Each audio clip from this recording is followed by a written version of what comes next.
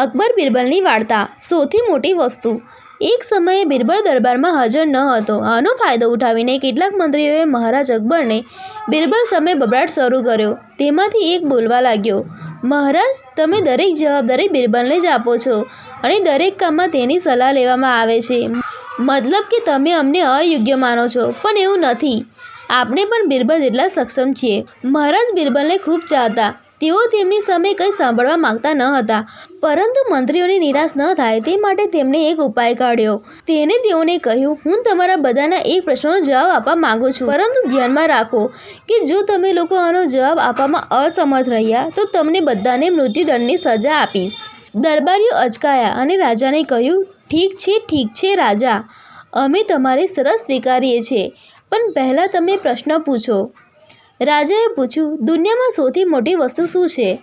આ સવાલ સાંભળીને તમામ મંત્રીઓ એકબીજા સામે જોવા લાગ્યા। તેની હાલત જોઈ રાજાએ કહ્યું, યાદ રાખજો કે આ પ્રશ્નનો જવાબ સચોટ હોવો જોઈએ। મારે કોઈ અણઘડ જવાબ જોઈતા નથી। આના પર મંત્રીઓએ રાજા પાસે આ પ્રશ્નનો જવાબ આપવા માટે થોડા દિવસોનો સમય માંગ્યો।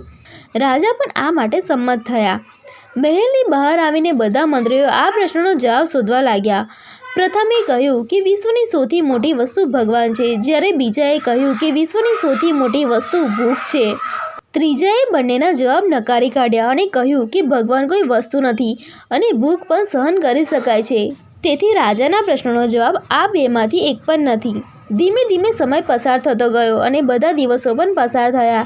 તેમ છતાં રાજાને પૂછવામાં આવેલા પ્રશ્નનો જવાબ ન મળ્યો।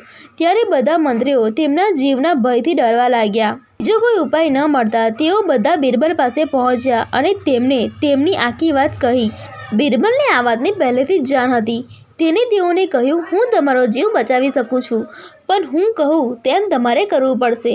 બિરબલની વાત સાથે સૌ સંમત થયા। બીજે દિવસે બિરબલે પાલખીની વ્યવસ્થા કરી। તેને બે મંત્રીઓને પાલખી ઉપાડવાનું કામ સોંપ્યું। ત્રીજાએ હુક્કો પકડવાનું અને ચોથાએ પગરખાં ઉપાડવાનું અને પોતે પાલખીમાં બેસી ગયા। પછી તેને બધાને રાજાના મહેલ તરફ જવાનો ઇશારો કર્યો। જ્યારે બધા બિરબલને લઈને દરબારમાં પહોંચ્યા તો રાજા આ દ્રશ્ય જોઈને આશ્ચર્યચકિત થઈ ગયા। તે બિરબલને કંઈ પૂછે તે પહેલાં બિરબલે પોતે જ રાજાને કહ્યું, મહારાજ, દુનિયાની સૌથી મોટી વસ્તુ સ્વાર્થ છે। એમની જરૂરિયાતને લીધે જ એ બધા મારી પાલખી ઉપાડી અહીં લાવ્યા છે। આ સાંભળીને રાજા હસવાનું રોકી ન શક્યા અને બધા મંત્રીઓ શરમથી માથું નમાવીને ઊભા રહ્યા।